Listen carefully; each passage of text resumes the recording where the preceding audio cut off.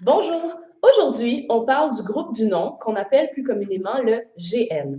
Donc, le groupe du nom, il est formé d'un nom qui est le noyau du GN.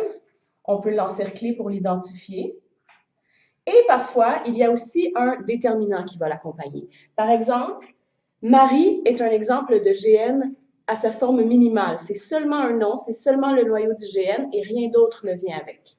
Il y a aussi l'exemple le cahier qui est formé d'un déterminant avec le nom cahier qui est toujours le noyau du GN.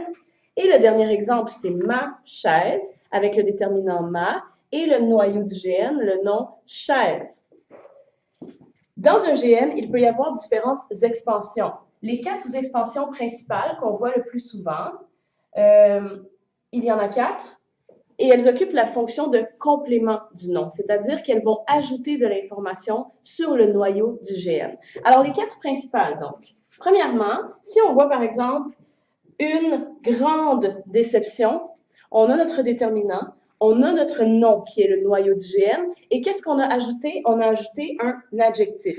Étant donné que l'adjectif peut être formé, peut être accompagné en fait, par exemple d'un adverbe ou d'un autre mot, on va parler de groupe de l'adjectif. Donc, la première option, c'est groupe de l'adjectif, qu'on appelle G-adj pour faire plus rapide. La deuxième option, on peut voir l'exemple ici, le père de cette... Donc, on a notre déterminant, le, on a notre nom, père, qui est le noyau du GN, et qu'est-ce qu'on a ajouté? On a ajouté un groupe de mots qui commence avec une préposition, la préposition de. Je vous rappelle que les 2 prépositions qu'on utilise le plus souvent en français sont les prépositions de et à, mais il y en a plusieurs autres, ça pourrait être avec, pour, etc. Donc, ce groupe-là, commençant par une préposition, ça s'appelle le groupe prépositionnel, qu'on va appeler plus communément G-prep, pour faire plus rapide. Alors, c'est le G-prep qui peut aussi être une expansion de GN. La troisième option, on peut regarder l'exemple ici, ton frère Daniel. Donc, parfois, on peut ajouter de l'information sur un nom en ajoutant un autre GN à l'intérieur de notre GN. Et c'est le cas dans cet exemple. Donc, on a le déterminant ton, on a le noyau du GN frère. Et qu'est-ce qu'on a ajouté pour spécifier de quel frère on parle? On a ajouté le GN Daniel, qui est un GN simple comme on a vu ici avec Marie. Alors, ça, c'est un autre GN qu'on a rajouté dans notre GN.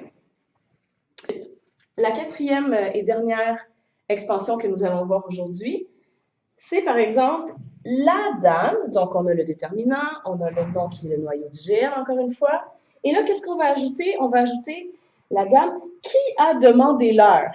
Là, ici, on est dans une expansion qui est beaucoup plus complexe. Et comment est-ce qu'on appelle ça? On appelle ça une subordonnée relative. Pour faire plus rapide, on écrit sub.relative.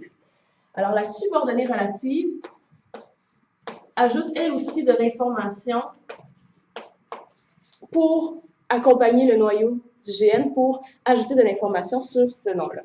Donc, voilà, ça c'est les 4 expansions principales qui ont la fonction de complément du nom, le complément du nom qui est le noyau du GN. J'espère que c'était clair et je vous souhaite une bonne journée.